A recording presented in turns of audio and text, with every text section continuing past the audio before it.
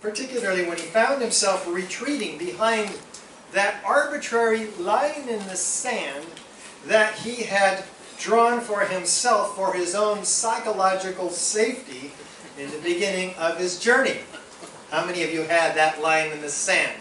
Yeah. Okay, I'll come this farther, but not any farther. Don't mess with my worldview.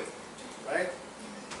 David discovered for himself while making the film that logic beat out my former dismissive conventional thinking self, which never would have considered any of this evidence even remotely possible before. He had that experience. It was not something he could understand in one sitting. It was going to take some time. He also notes profoundly in the film, something big and strange was coming into view, seemingly coordinated and almost invisible, and then dumped out before me like 1,000 puzzle pieces. My belief system would be shattered, but eventually rebuilt to accommodate my evolving worldview. After David finally realizing that the 3 towers must have been brought down by controlled demolition, he came to this awareness. I had taken my first step down the rabbit hole. Little did I know how much deeper it would go. Watch your own mind and its tendencies during your exploration of these issues. After tonight's film, I'm sure that you too will find that you'll have hundreds of questions swimming through your mind. This is one of the marvelous signs of the open mind that we're inviting you to maintain during your own personal inquiry into the ever-unfolding truth about 9/11.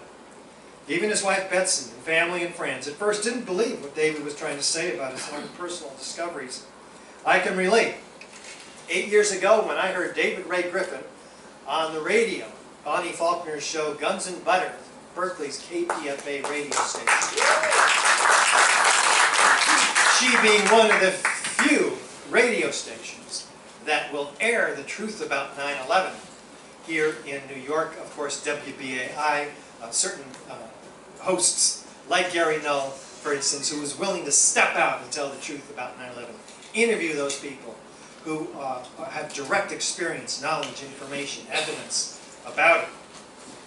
Well, I was shocked when I heard in March of 2006 this information. Surely I would have heard about it on mainstream media. Here I am, a Reagan Republican, ready to go to war in Iraq. I already have supporting the war in Iraq at that time. Going to go get those guys who did this to us. I bought the myth, hook, line, and sinker, as did David before his evolving personal world view. I was quite shocked when I realized that, oh my God, these towers didn't come down due to jet plane impacts and fires, as you'll see in the movie. I had to do something myself, so I started with one architect, the architects and engineers for 9/11 Truth. Today we have 2,253, which is huge.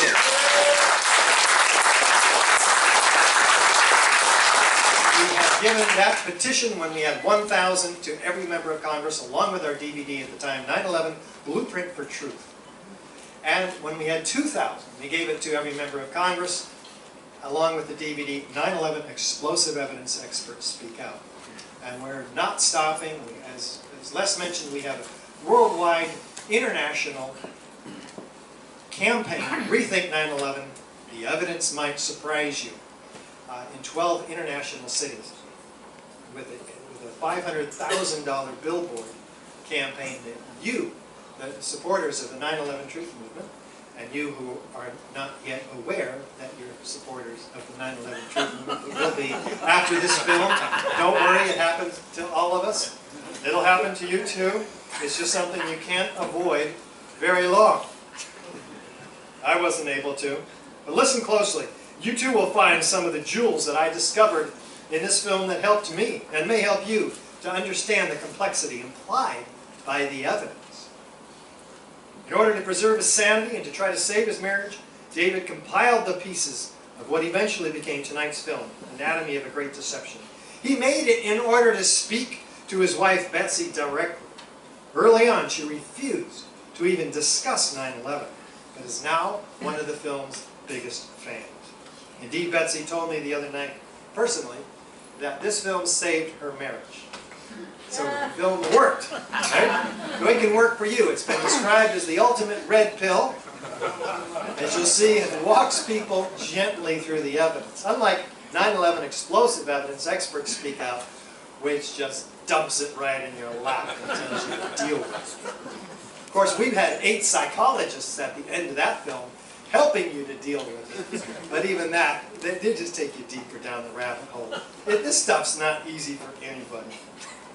Actually, the film did, in fact, though, pave a way for all of us. It's an easy-to-watch film that's bound to alert hundreds of thousands more to the dog that didn't bark in the crime of the century.